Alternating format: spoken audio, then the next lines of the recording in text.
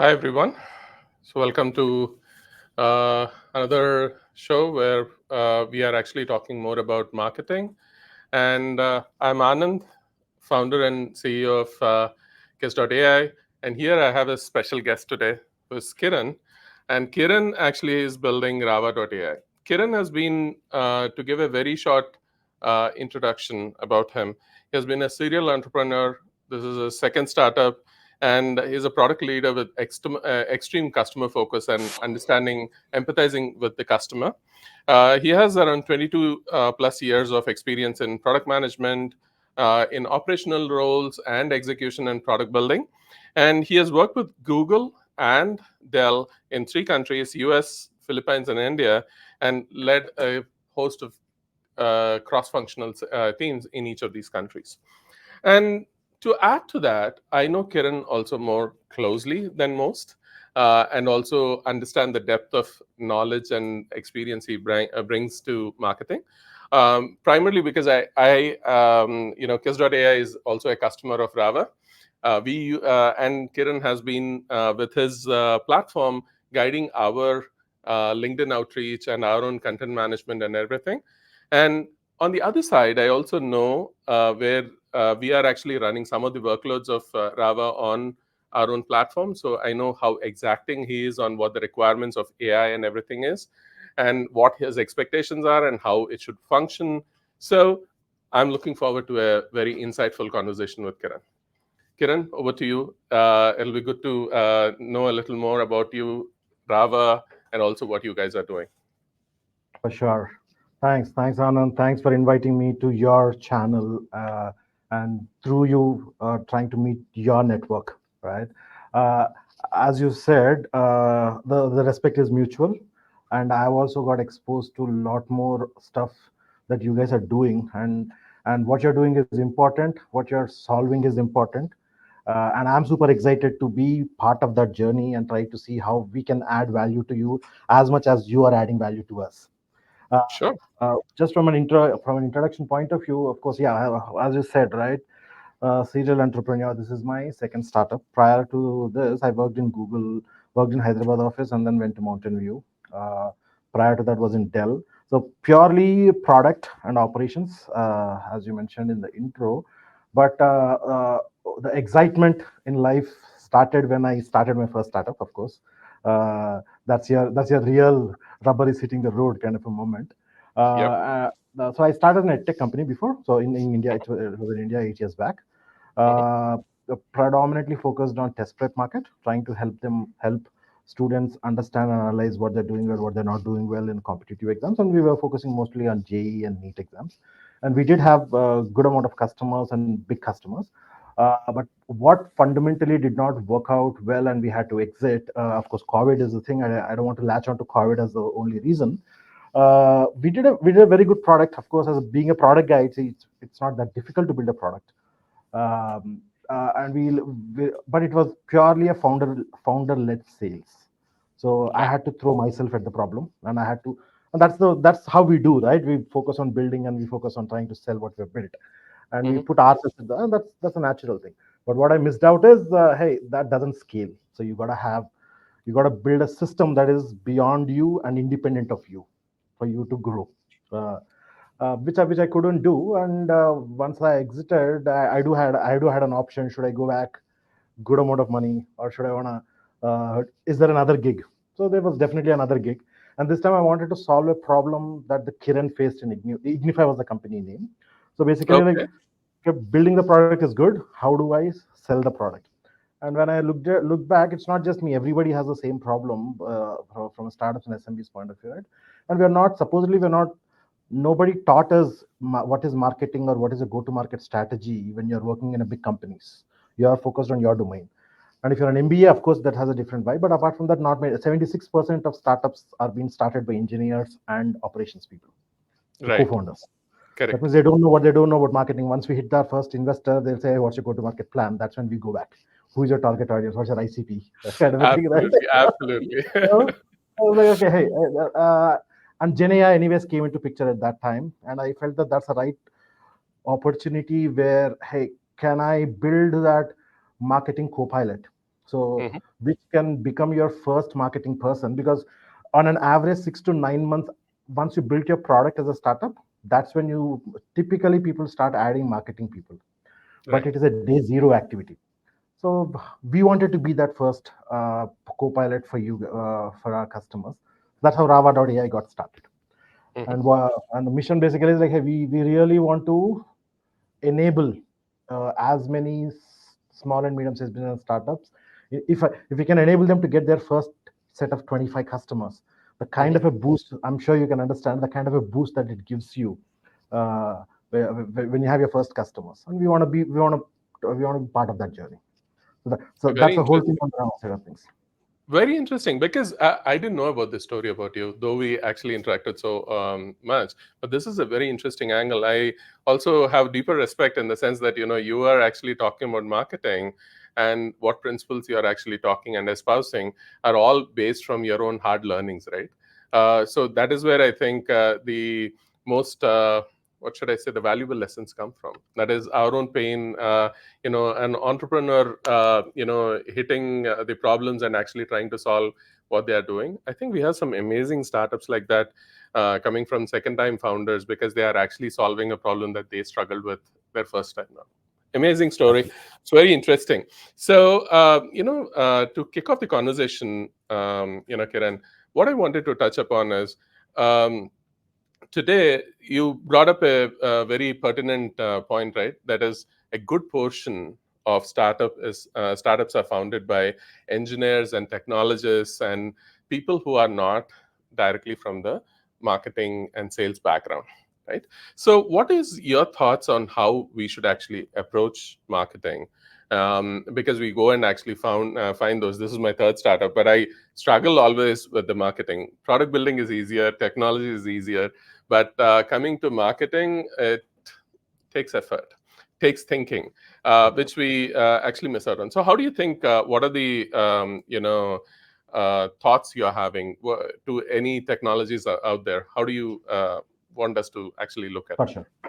So, see, I was thinking about this. In fact, the way I wanted to, a disclaimer, whatever I wanted to talk about Rava, I spoke. So, no more, I'm not going to talk anything about Rava. I'm not going to pitch anything about Rava. Now, I want to be a co-entrepreneur like all the people else, right? So, and that's the first thing. No more, I'm not going to pitch anything about Rava. So, it's all whatever I'm trying to talk and is all what Sure. I'm learning. Okay, that's one. Second thing, uh, see, let's make so I'm also a practitioner, so I'm not a Mhm. marketing expert. But Mhm. what I realize is, like, because I have too many scars on my back, and I worked in bigger companies where I've seen the cross-functional value that marketing teams added. And by definition, I'm a more curious person, so I go very deep into whenever I'm trying to learn. It's a fascinating thing for me. So through Rava as a journey, I am picking marketing as a problem, and I'm trying to understand it at a first principles level, and trying to Mhm. apply it and put it in a box, and then giving it to all people, right? So Mhm. whatever I'm going to share, I have like few slides so to articulate this thing, Mhm. whatever I am learning, whatever I am seeing, that everybody should be seeing at the stages that we are all in. As Mhm. you said, right, we're busy building. I'm very sure 70% of your meetings will be on the engineering and deployment side, and not on the marketing or on the sales side. So what I want to Yep. do is, like, hey, I want to take this platform and this 1 hour as an opportunity to give you guys a flair of, like, hey, these are the 101s that I wish I knew before to start. So I have like few slides. So can you line up the slide? So Absolutely. I'm a I read a lot, and somehow I read a lot of management books. It's a bug in me. It's a bug in me, of course. I read a lot of management books, even like 18 years back. I started reading management books. I don't know for what, Mhm. but that interested me. So Peter Drucker is one of the guys that I really latch on to for anything and everything about innovation and this. And I want to talk about two quotes that he spoke about marketing. I Mhm. read it 20 years back, but I understood it 6 months back when I start the real meaning of what he meant. Because now the skin is in the game. The skin in the game is there, right? So can you go to Absolutely. the first? Can you go to the first slide, please? Yeah. Yeah. Absolutely. Okay. So marketing is not a function. It is the whole business seen from the customer's point of view. That's So very deep. it's got a lot of depth in it, man. Like now as I said, 6 months back, I really understood it. Until then, so we all think that our product is the hero. We all Mm-hmm. think that the features that we have built are the hero. But ultimately, what Drucker is trying to say, he's literally flipping the whole thing. It doesn't matter. It's not about what you're showing. It's what your customer is seeing. Mm-hmm. And marketing's job is to ultimately show to your customer the whole business. So he doesn't care about how much did you spend, how much is your margin, right? Mm-hmm. He cares Mm-hmm. about how much value is it adding. So as a marketing as a function, when you look at it, Mm-hmm. always try to pivot it to not how you're showing, it's how your customer is seeing. That's one Right. thing that will come back again and again and again. It's not your features, it's Mm-hmm. not the drilling machine, it's the whole that Mm-hmm. they care about. So how much ever you talk about, I have these many modules, this much of functionality, it doesn't matter. What he's caring about is, hey, I have this problem. I need to put a picture of my kid. Now I need a hole. Can you give me a drilling machine? So it's a very subtle thing, but it's a very paradigm shifting thing once you start as leaders when we are starting Mm-hmm. building Mm-hmm. products. The moment when I understood this, my approach of building products and taking the product module seriously has come down. Because Right.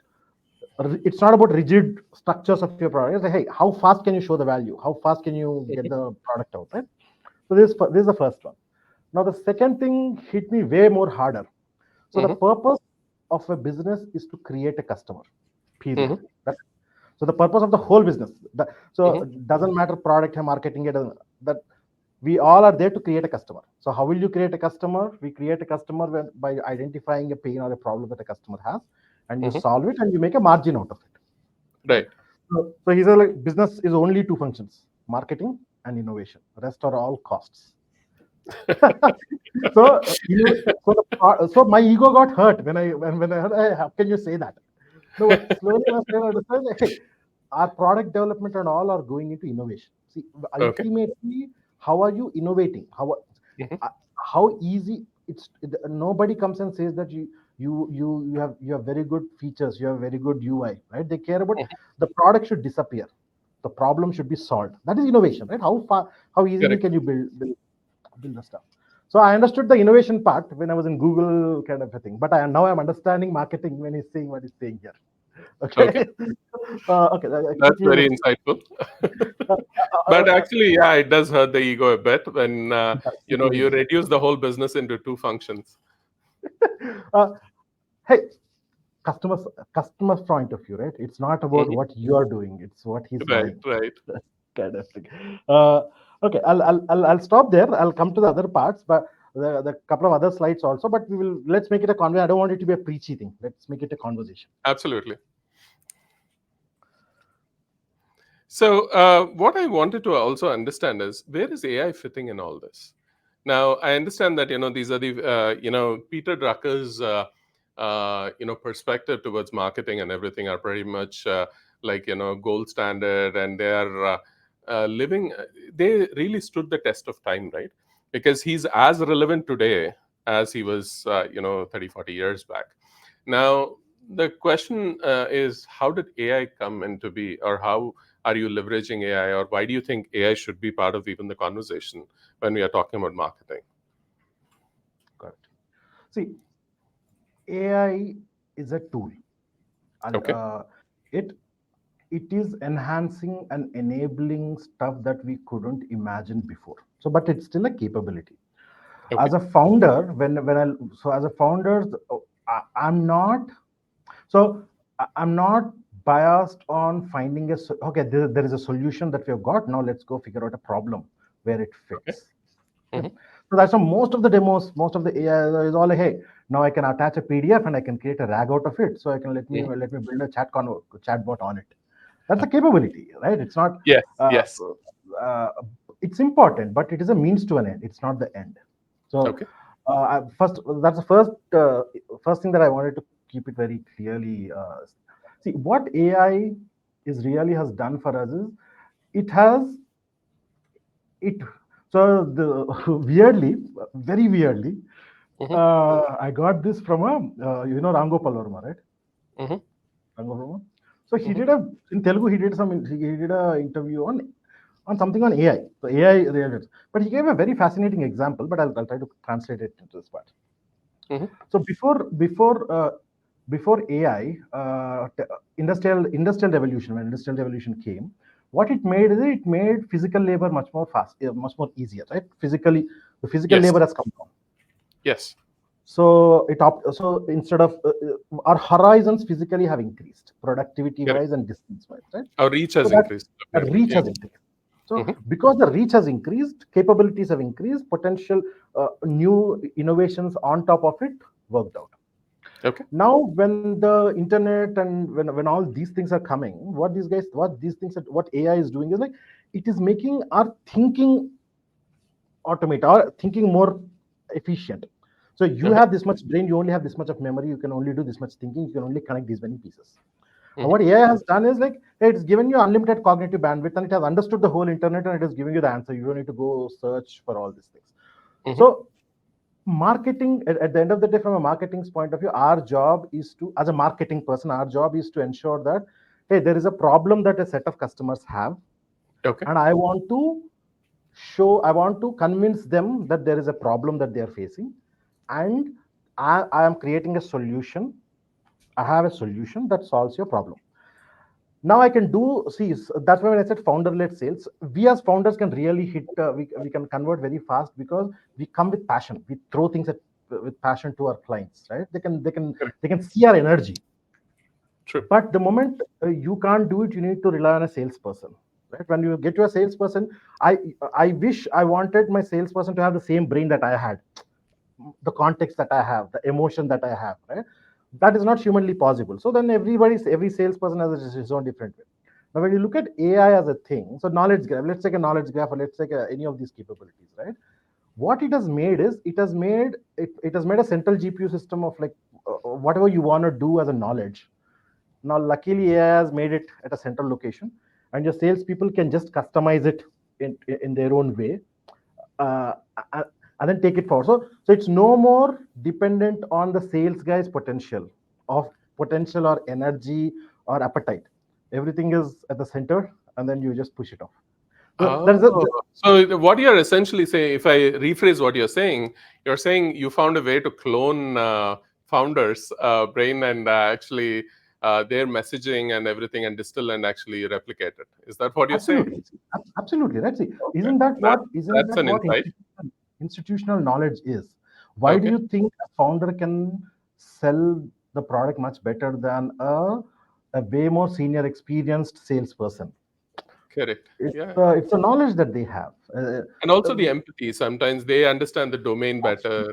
They Absolutely. also relate to the customer better. Yeah, I think And that's a deep insight, Kiran. right, Really and love that. I want to give another aspect also. Key, see, Mhm. thanks to AI, now it's no more personal. It's personalization, but it's no more personal. It's hyper personalization. What you Okay. can go now is, so I'll give you an example. Now, if I want to write one, so right now, what is happening most of the time, what we do is that we write one sales email, one sales template, and we start sending it to everybody. Our sales guys will do the same. Now, Yes. because of AI and personalization, now it is more of I can write a specific email to Anand from Kisai versus I can write a specific email to somebody else in somebody else's way with the same core knowledge. Uh, so the moment there's a personalization as an aspect, things change. Things really change. Okay. And So you are actually talking about one is to one personalization, which uh, always had been, the what should I say, always the golden, prize we were supposed to win. Back when I was in Zeta, also one of the things that we were always striving for is get proper one is to one customization of messages. Always a difficult thing to do, very but difficult thing. yeah. No, but I see your point. I mean, actually, with AI being that clone that you're actually talking about, the founder, and that being the kernel of, should I say, truth for that, startup, you're actually saying how you can actually do now one is to one personalization to every. Yeah, We do have a problem space there because I think I get at least close to 30 odd emails, cold emails, and none of them resonate with me, right? So I think we do have a major problem there because nobody is actually sending me a personal email. If they would, And knowing me, knowing Kisai, I think we would actually definitely, I would respond at least, because half the Absolutely. time they are also selling me, assuming that I'm working in some finance, company, and actually they are selling me something. They are selling me HR software, knowing that we are 12 people team. So yeah, sometimes the context is usually missing. So that's very insightful. I have another question, which is pretty much follow through with this, right? Now we are actually talking about founders doing the sales and everything. Um, you know, in particularly B2B, Hmm. right? I think where I see Rava position, that's where I know, and B2C is something totally alien to me. So, what areas do you think we as founders should focus on when we are actually doing the marketing? What areas are something that we should focus on, work towards, and always prioritize? What do your customers do once they get onto your platform? What is the typical focus areas that they have, and what do you help them actually focus on? Correct. So, okay, let me give you the what we should not do, because Hmm. that's a revelation for me as well. Hmm. I'll again put it in some kind of a mental model for you. So, see, there is a seller and there's a buyer. Hmm. Seller wants to sell something to a buyer. Buyer wants to buy something from a seller. So that's a transaction, right, at the end of the day. And marketing is basically trying to build that cycle, this loop. Hey, I have this product. Most of the time, until AI has kicked in, when I said before AI can say, look at all that, everything is focused about me, myself, and my product, me, myself, and my company. Because that can, you can one to many, you can do one to many that, right? My Hmm. company, my pitch deck, my this thing, my business problem, and all those things.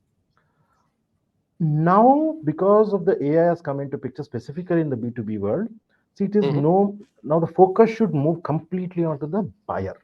When I say buyer, Okay. see, B2B by definition, there is a business that you're selling to. The Right. more you focus and understand his business, his context, his customers, his the pain that he is trying to solve, Hmm. and then how can your solution help him, enable for him to do his business. So it's no Right. more about you to him. It's about, forget about me. Let's start talking about you. Hmm. This is this is you. This is your problem. This is how you're trying to help your customers. Hmm. But I'm just a piece. I'm just a partner for you. Hmm. Now let me show you. So yeah, the whole marketing story should be on my, not my problem, my product, my features, your problem, a solution, our solution, as a thing. So it has to go to that Okay. part. So the flip should happen in all our marketing collaterals is not about us, should be 20%, 80% should be about them. That is the first thing that we should do, and we should not focus on us. Correct. Second thing, very important piece is, we still think it's a business, because it's a business to business, there is a company talking to a company. Right. Right. But that is wrong. There is a Hmm. human talking to a human of this company to that company. So there's a human to human angle that is there. So Okay. when And now I get it. So this is where your one-on-one comes in. exactly, One is to one. Okay. when Kiran, see, we have these logos, right? Kiran, Anand, Kisai, and Rava. When, so it's not Rava AI CEO talking to co-founder of Kisai. It's Kiran talking to Anand. Yeah, we are Okay. represented by Rava, you are represented by Kisai. So when I'm trying to get an appointment from you, so because Hmm. I want to pitch about Rava to you, if I talk about Rava is doing this, Rava is doing that, no, we have to, through AI, we can go to a level, ki, hey, Anand, you are a Googler. You worked in Google. I am also a Googler. I worked in Google. Yeah, maybe our paths have crossed. I can see that there's some correlation between what you're doing and what I'm doing. Can we connect? See, there, it is my LinkedIn profile talking to your LinkedIn profile and trying to build a Okay. match. Because Okay. ultimate goal of a marketing person on this side sitting on that side is about getting an appointment, right? How Hmm. would I get that? How, when I can treat you as a human and represent me as a human? Hmm. Hmm. It's not a footer where you just say thanks, sales manager Kiran, right? The Hmm. whole email should be more personalized. Now, thanks to AI, that can happen. That can really happen at a Right. Right. very high level. Hmm. So, uh, uh, so So one of the examples that we were also trying to explore is like, now I know your LinkedIn and I'm Mm-hmm. trying to target you. Mm-hmm. It's not that difficult now to get a scraping done on your LinkedIn and giving it to an LLM and asking an LLM to basically say, hey, give me a persona about Anand. Okay. What does he like? What does he not like? What type of posts is he posting? What type of comments is he making? We can do Mm-hmm. that analysis about you, about your person. If imagine if somebody comes and tells you that, hey, when you're pitching it to Anand, don't talk fluffy language because that guy is a hardcore engineer. Mm-hmm. He needs data. Mm-hmm. So that's a very big insight, right? So if I can come back to you with numbers, with if I can come back to you with some personal connection kind of a thing, automatically our relationship will increase. So right now, that is not, when I said human to human, it is not company to company. Right. That makes a lot of sense. So with that, if you're actually looking at the various mediums, right? Typically, when we are doing B2B marketing, we do LinkedIn posts, we do comments and everything, and we also write blogs. We also write, do live streams and podcasts and other things. We also write emails. So basically, what are the ways in which, what are the things that we should actually focus on? What do you think we should be prioritizing on? So see, for people who know a bit of marketing, what I'm going to tell is so common sense and so basic. But for people Mhm. who don't know marketing, there's like it's a paradigm shift for us types. Okay. So there's something. See, we all there's something called funnel. So at the Hmm. end of the day, marketing works in funnels. So Correct. can you get to a slide? Can you get to Yeah, absolutely. slide number 5, please? Next, next, next, next slide, please. Yeah. Yep. At the end of the day, the whole marketing system works in a funnel. So there's something called Mhm. top of the funnel, middle of the funnel, bottom of the funnel, and there's conversions that happen, Mhm. right? So our goal is to get as many people on the top of the funnel, and Right. then get them into a journey of getting them by stage by stage, stage by stage, stage by stage. So when you have a marketer, right? If Hmm. you have a marketer, or if you what they first do is like, hey, they first build a framework. They first structure your whole conversation, whole strategy on how you're gonna, hey, we are focusing on top of the funnel in this way. Hmm. So basically, Hmm. as it is, right, you focus on the top of the funnel to generate leads. You Hmm. go to the middle of the funnel to make them prospects, and you convert it to sales, and you convert it into achieve. So this is textbookish.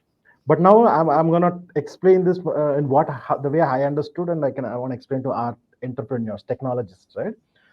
Uh, Common sense, what I understood about all these things, like, yeah, at the end of the day, you have something to sell. They have something. You need to find somebody who's buying it. There are only three ways that you can do it. Right. Either you have to figure out a way where they come to you. So if you have a Hmm. shop, think of it like you have a shop and there's a customer. Correct. You have to figure out a way for them to come to you, Mm. and then you pitch and you sell. Or there's another way where you go and knock their door. Right. Right? And third, you find a place where all your potential customers are going, and you make noise there. Right. That is the three buckets of things that marketing does.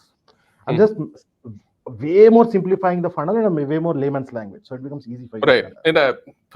And makes perfect sense to me. Okay. So when I said somebody has to come to your shop directly, so that you can show Mhm. off all your, it's like a showroom, right? Somebody is coming to a showroom. That is nothing but organic search or your SEO, whatever you do in your. So Google needs to send a lot of traffic to you.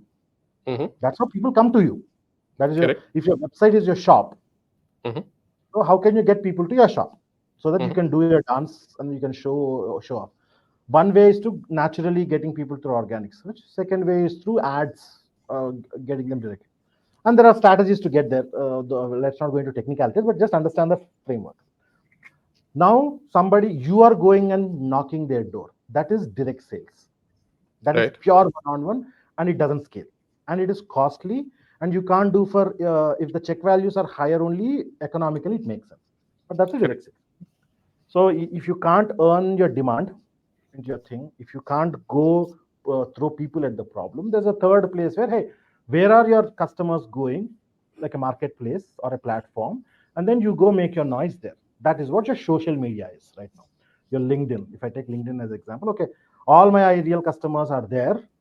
Now Mm-hmm. I'm going and making connections with them, and I'm going and posting. Now what we're trying to do, the webinars and all those things, is the kind of a way to make noise in that platform, so that there's Where some they kind are of a available. relevant, uh, and then you do it, and then you get your stuff, right? So Mm-hmm. now, top of the funnel is your first part. Mm-hmm. Middle of the funnel is your engagement that you're doing, and bottom of the funnel is your sales, in a very, very, very, very simple. So now, based on the journey that you're in as a company, most of the people focus on top of the funnel Mm-hmm. or the bottom of the funnel. They don't focus on the middle of the funnel, because top of the funnel is like, hey, I write blog posts, and people, and they get ranked in Google search, and then I get it. But it's a slow process. It's a time taking process. It's a scientific process, because you Mm-hmm. don't know how Google does what it does, right? Or you throw people at the problem. But if both don't work, the real meat is the middle of the funnel. So basic point is like, you need to add value to your potential customers, that is independent of your product. It should not be about your product. It should only be about how are you going to add value to your customer in his context, about his problem, about thought leadershiping, about his particular thing. And see, there are multiple types of assets that you can create. The way you said blogs, and see, I have a textbook definition for all those things, but I'm just trying to dumb it down for everyone. If you go to the next slide, I'll show you the real complex, the whole map. If you want, go to the next slide, Mm-hmm. please. Okay, that's it. See, top of the funnel, whatever is, those are all the assets that you can create. You can write a blog. You have to write a blog. You have to write a social media. You have to write info. So all these things will get something at the top of the funnel. But this is very generic. It cannot be personalized. Think Yeah, about this it. never stuck with me too, frankly. Because I think I've engaged with multiple marketing consultants before, and every time they give me the same tofu, mofu, Correct. bofu, and it never gets Exactly. beyond that. Exactly. So tofu, anyways, is a spray and pray. The Mm-hmm. moment you go to Mofu, this is where a little bit of meat comes into picture. It is more personalized now. It is Correct. more about, hey, now I'm talking about me to you. There is something that is going on there. And then Bofu is proper showing off your product, showing off your demos and all those. Mm-hmm. Everybody wants directly people to come to Bofu, like the bottom of the funnel, but it's very difficult unless you add value at all the stages. Okay. So, if I actually understand, there is one thing that I take away from what you're saying is you should focus on the middle of the funnel, and you should give value to your prospect even before they actually come to your product.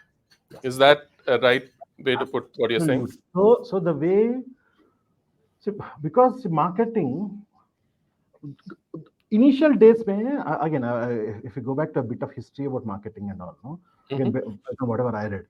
See, marketing as a thing was not, selling and marketing are the humans are not good at selling. Why? It's a DNA thing. It's not just we were never selling things. We were producing things, of course.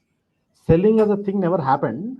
Marketing is the dur ki baat. But World War II ke baad, what happened is, the post World War II, industrialization kicked in so much, and weapons and warfare completely got shut down, right? But they all had a lot of production ability to produce en masse all the things. So what they did is they moved into consumer goods. They moved into goods. Hey, now let me mass produce cars. Let me mass produce soaps. Okay. So supply, before that, demand demand versus supply mismatch. Mein, demand and supply were matched, or at least the supply was low and the demand was more, because production, it's all dependent on manual production, right? The Hmm. moment industrialization comes, it's again, it flipped. Supply was exponentially more than the demand. Now everybody was eyeing for the same customer to sell the same soap in different brands. Got it. So their So I think. their marketing as a thing came into picture. Ki, bhai, I have to show off a different way to Mhm. tell the same. It's still a soap. It's still the same material. You can't atoms. You can't play much at the end of the day, right? Their branding as a thing came into picture. Personalization. So whoever can market well, basically market well in the sense, whoever can empathize with the customer and try to talk about your pain, your Fair and Lovely ad, bad ad, but still Fair and Lovely ad. If you think about it, hey, you can become this. So showing you what you're missing and then getting it done, right? Those kind of a things have to can only happen when you're talking about the other side, uh, other Empathize. side of the Yes. customer, empathize.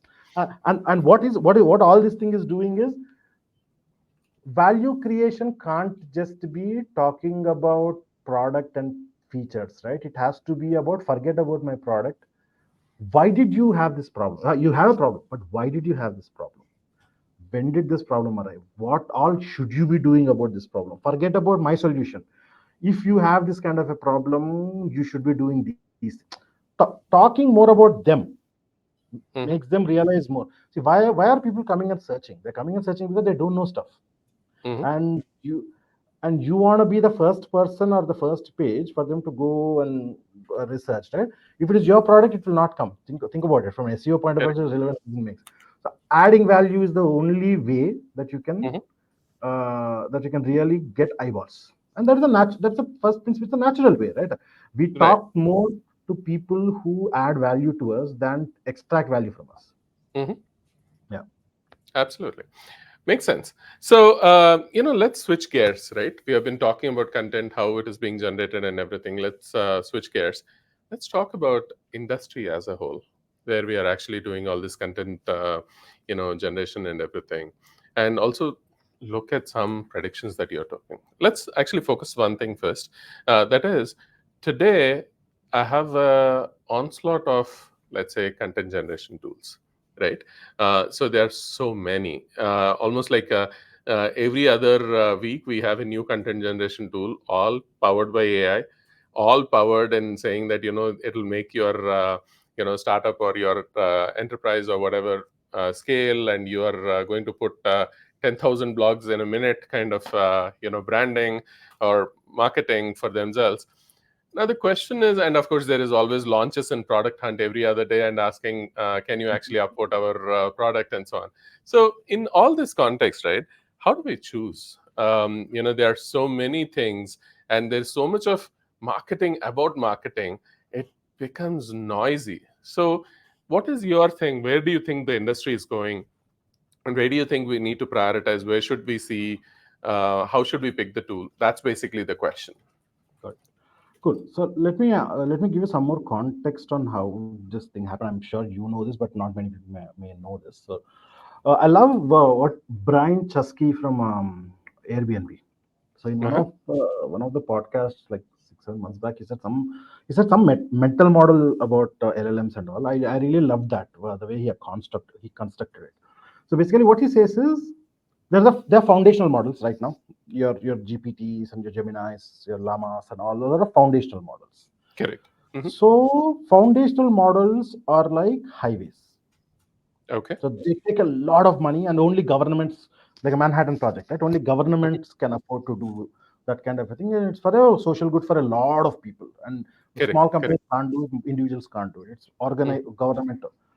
So LLMs is one of those. These are those kind of a highways that they have built with huge amounts of money. Now, companies like us, when I say us, all the whatever whoever is working on the Gen AI related stuff, right? Now we are Mhm. just building cars on top of that to make the to use the flyovers Right. to use that highway, right? Okay. So now people there are multiple types of see vehicles. Let's put it as vehicles Mhm. than cars. Mhm. I may be building a car, you may be building a truck, somebody else may be building, but there's the same infra. Uh-huh. It's the same highway.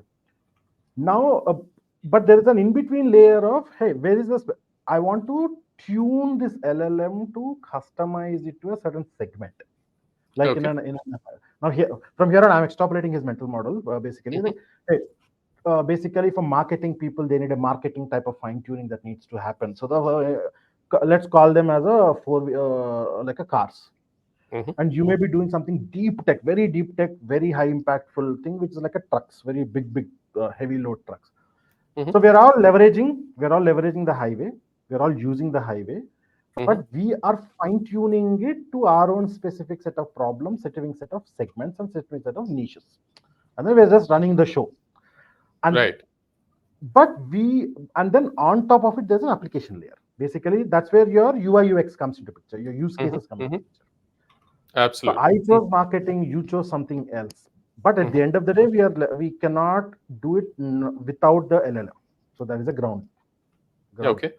Now, how easy? So I picked my niche that, hey, I'm going to focus on marketing and sales enablement. That is my Mm-hmm. niche. The Mm-hmm. moment I chose that vector, it Mm-hmm. is very, it is another kind of a building another mini LLM for you. Correct. On top of you're building your own set of things, right? And Mm-hmm. that takes a bit of a technical ability. And then on top of it, you build your application layer and then do Right. your whatever you just said about 1,000 blocks in a minute and then post it is like Mm-hmm. all these startups, all these content platforms that you're talking about, they're missing this Mm-hmm. fine tuning layer. They're only focused, okay, let's take an LLM, let's build a wrapper around it, let's start putting the UI UX around it. Now, say, write a Right. blog, right? But what it misses is, see, Okay. LLMs can do a great job in two things: the Mm-hmm. what and the how. Mm-hmm. You can ask it, write a sales email Mm-hmm. about something. So it's a what and the how. And you can say, write it in this tone, in this particular. LLMs can do a great job. But what they can't do, what they are not yet at the stage to do is like the who and the why. So who am I sending this email, sales email? What is the purpose behind that? What are you trying to get out of it? The Mm-hmm. subject, the what I said, right? The seller versus the buyer kind of a thing. That layer is not there in the so all the content platforms that you see, if they Mm-hmm. don't let you see, let you do personalization, subjectivity at your company level and at your customers level, Mm-hmm. that middle layer is missing, the fine tuning is missing, and they will just GPTX will eat it. When I say GPTX, it can be 5, 6, or 7. It will eat up. It's not that difficult. That's why me and my co-founder Sudha, we also have a very heated discussion. Like, hey, we chose a niche, but we are very clear that we want to focus on the bottom of the pyramid, like the small and medium sized customers. It's very hard for them to understand the LLM world and then try to decipher it and then try to make a sense of it, right? So what we are trying to choose is like, hey, for those people who want to transport this from this place to that place, how can we be the specialized people so that by default Rava, they have to think about marketing kind of a thing. Mm-hmm. So now whenever you're deciding any kind of a thing, just put these two lenses. Are they wrappers, or are they helping you leverage the LLM ka capability, but they're giving you tools and a toolkit to make it more personalized or subjective to you?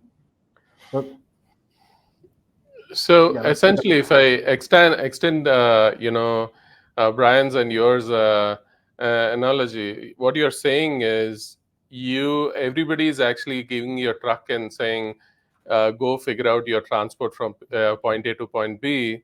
What you guys are doing is you are actually making a specialized fleet just for me, which is for my business, which is fine tuned for my business or specifically built for my business, and you are actually helping that entire fleet to actually take me from point A to point B or whatever efficiently. Mhm.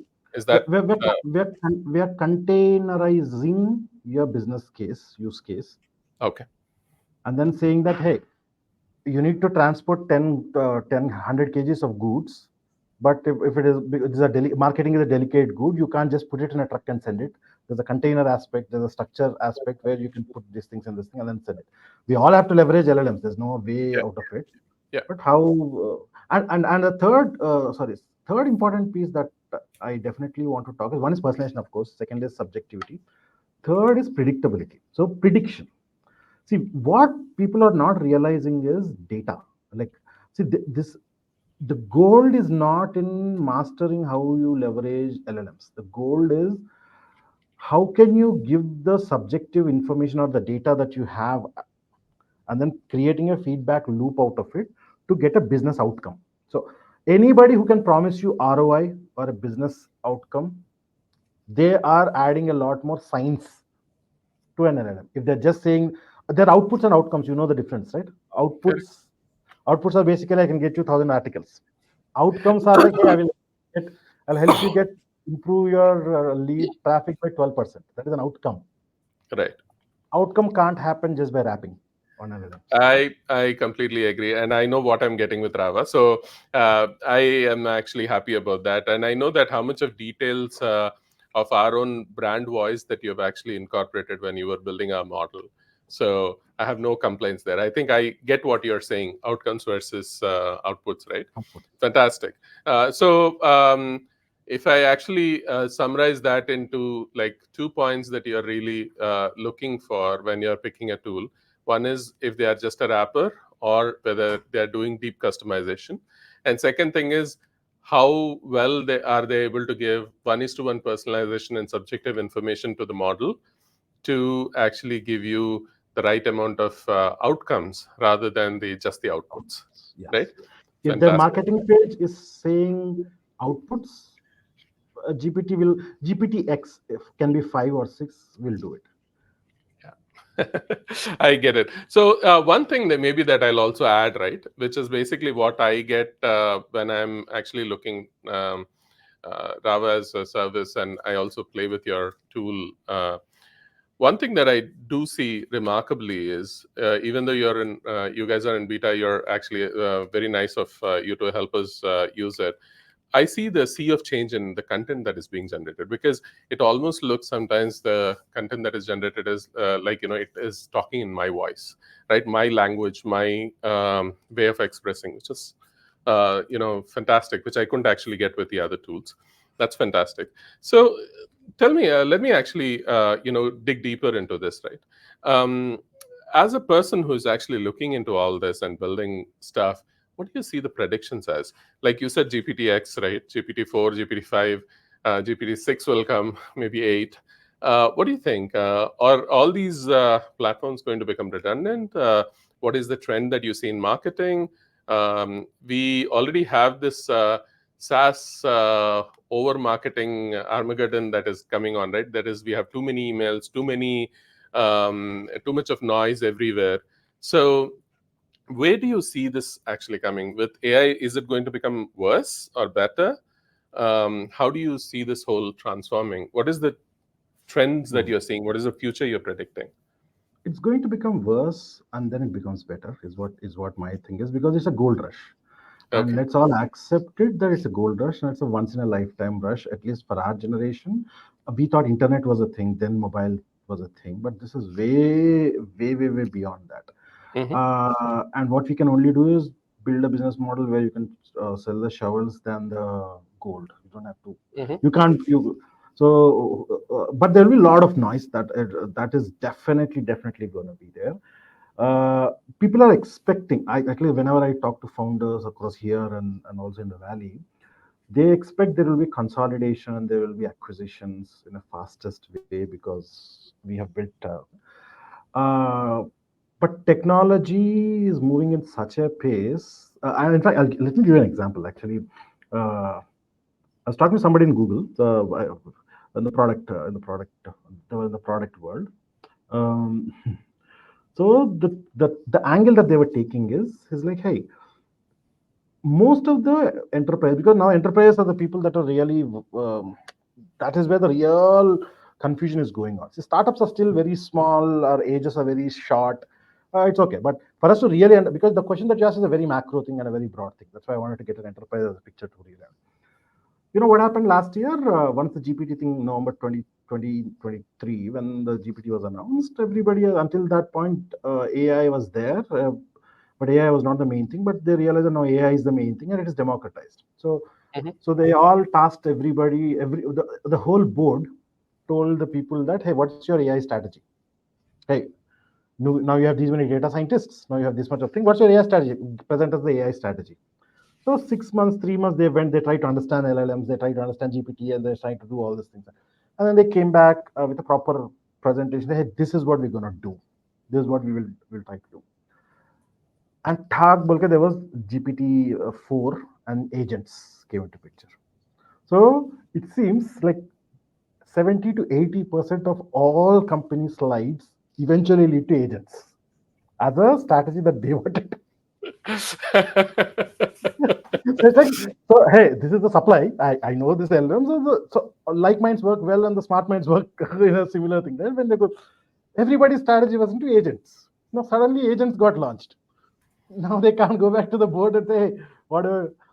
So now again the question is, okay, what is your AI strategy? And then I'm making it a very comical way, but it's a do or die for them at an enterprise level. I am sure. I'm sure. So now And the age. yeah, coming from Google, I know how it is. So right? And now again the question is, now the board is again asking, what's your AI strategy? So this time they say, hey, I'm not doing any AI strategy. I want to see what is happening, but I can't just be silent. So I will latch on to these startups that are doing things in a very fastest way. So that's how Mhm. there are a lot of accelerators, a lot of collaborations. There are all corporate innovations. Things are bubbling up there for them because they need an ear on like what's happening without interest. So, so we startups are getting confused that hey, if these companies are relying on us and trying to learn us, we are a good target acquisition for that. No, they're just learning on you so that they can understand and take it back. Uh, is that That's the a deep insight there, right there. uh, Hmm. uh, because when we talk offline, also when we talk that way only, right? So that's the first part. Now, second major thing that is happening, product as a concept is getting disrupted. So, and this is a serious point. This is a real Mhm. serious point that I wanted to take some time to understand. It took me some time to understand, and I wanted to ensure that you guys get it. See, we what is a product now is no more just pages and modules and structure. Because what Mhm. what Gen AI has done is disrupted the whole model. I'll give you an example. This is the example I quote in all the presentations that I give. Amazon, there's a book called Prediction Machines by Ajay Mhm. Agarwal. He's in Canada, Rotman Management School. So here's this interesting case study, and it seems Amazon is working on a prediction model. This has been happening before also. Okay, there comes, so Amazon doesn't make money on the product that you buy. Amazon makes money on the recommendations that they show when you come to buy something, and the niche that is there, whatever you add is their margin. So you didn't Correct. come from that, but their margin comes there, right? And the whole business model runs on that. Mhm. And they have this recommendation in the prediction score, basically, right? If the score is high, that means you're going to buy a lot of stuff. So in the near future, what's going to happen is somebody will knock your door, your apartment door, or your door, and say, "Hey, this is a box, and there are 16 items, 20 items that Mhm. we think our prediction model has said that you may Mhm. need it in this week. Take it." Even So before now, ordering. even before ordering. So until now, what were we doing? We went, we shopped, we paid, and they shipped. So now Okay. they came, they gave the box and said 20. Now say, Mhm. hey, now, but they will give you an option. Ki, bhai, I'm putting it here. Evening at 4 p.m., my guy will Mhm. come. Mhm. Whatever you want, you take. Rest, you leave it. My guy will come and pick it up. So if Zepto They're can fli- deliver in 10 You're minutes, saying they're flipping the whole thing. Even but before we are thinking, they are actually giving the product. there is a subtle difference there. So if Zepto can deliver in 10 minutes, they can pick up also in 10 minutes. Okay. Think about it. So, okay, in this 20, they thought that I would take 10. That is 50% success rate in the prediction model. Let's say I Okay. only took 5. But because I Mhm. took 5, I say, "Arey, anyways, next week I have to buy that soap. Let me take that soap." So there will be another, from 5, it will go to 7%. And they'll keep on learning. There's a learning engine that works there, right? Uh-huh. Okay, Uh-huh. and then what happens? They go and they charge me, and then it gets charged. So in this whole model, what happened is two things happen. You actually shop and then they ship. Now they shipped and then you shopped. Interesting. Okay. So you shopped and they shipped. You ship, they ship, and then you shop. So in all this thing, what has happened is, where is Amazon.com as a product? It's I in a disappearing. second, it disappeared. Ho gaya. I didn't go. And second thing, they also disrupted my Kirana wala because the soap that I wanted to buy outside, now I'm going to buy it. So where is the product? Now think of the VP of product who's sitting in Amazon.com, just a metaphorical Amazon.com. What do they build? Think about it. What do they build? Now, make my trip. Fascinating example. Make my trip. Now the world is gonna. Until now, if you look at make my trip now, you have to do all the heavy lifting, Right. and it's very clunky. The UI is clunky. The thing is clunky. But at the end of the day, they add a huge value of getting you a ticket while taking care of all the API logistics. Right? It's the Mhm. API Mhm. logistics that they take care. But you have to do the selection. You have to do the couponing. You have to do all this, and then you get it out. In the near future, yesterday's demo for GPT-4o. So imagine a world where you just talk to it and say, "Hey, I have to go to Punjab on May 22nd. So can you please book a flight?" This is all talking. He's talking. "Can you please book a flight? My preference is I want to go after 6 p.m. on 21st. So can you book a flight? And then I want to return back on 22nd night after 9 p.m. Ensure that I am a non-vegetarian and ensure that there's an aisle seat. I want to sit on the windows side of things, and then book. Now zap zap zap zap zap. It did all the permutation combination and it gives you four options of four tickets, four timings, and you say one. Ho gaya. This is now imaginable, right? It can happen. So now tell me, where is MakeMyTrip.com? Whatever the UI that they're building, whatever the product architecture that they're building, is all gone. So I know the question that you asked is the marketing level. What I'm trying to tell is way beyond, bigger than this. So UI is getting disrupted, product management is getting disrupted. Who knows, tomorrow marketing can be like at least my vision of Rava. What I want to do is like, hey, there is a self-driving car or a map where you say I want to go there. It will figure out where you are. It will figure out where you have to go, and it will figure out the optimal path and get you there. There may be a case where I just have to give my website, or I just have to give my idea. It automatically identifies the problem, identifies the pain points, identifies the customer profiles, identifies the LinkedIn channels that it needs to create. It creates a website, because now it's all possible. It creates a website, it creates that, it posts a thing. At the end of the day, it ensures that people are coming to your website and then clicking on a button on a contact form where you get your lead. That's it. That's a marketing's job, right? Top of the funnel se leke aana. If all these things can happen, so I also like when I saw yesterday's demo, hey, it is getting disrupted. So whatever modules that I'm trying to build, this is not the way users will react. What I'm trying to tell is the problem is still there, but the way you're building is not, the way you're choosing is not the right thing. So Okay. get to the I think essential. my co-founder is going to be happy because I think she was saying the other day that she wants to create one-is-to-one landing pages for each of the prospects that we are actually going and meeting, and Absolutely. build a use case for them and a entire web page only to highlight their industry, what use cases are relevant to them, and so on. So you are actually saying, yeah, It's not that's the end of difficult, Anand. marketing and future of marketing. I like it. In fact, it is happening. It's so Hmm. happening. Okay, it's not even funny. It's happening. Uh, Hmm. uh, it is not difficult at all. The world is Right. moving. So the example that I give is like, see, your Netflix and my Netflix, when we both log in, is not the same web page. Think Of about course it. it's not. Yes, it's not. If a Netflix can become so personalized to you and your preferences, why can't your product? Why is a product the same page for everybody when they log in? That's a very disruptive way of thinking. I like that. Okay. Dude, it's happening. So we Dude, always this did thing. that with application design, but never thought that website will be unique for each. That's an interesting It's one. not just website, it's a journey. Every Yeah, yeah, customer yeah. who's going through your product should have their own journey in their own way. That's what is personalization, hyper personalization when I say that. Hmm. Right? Yeah. Every touch point you're saying is going to be their own thing.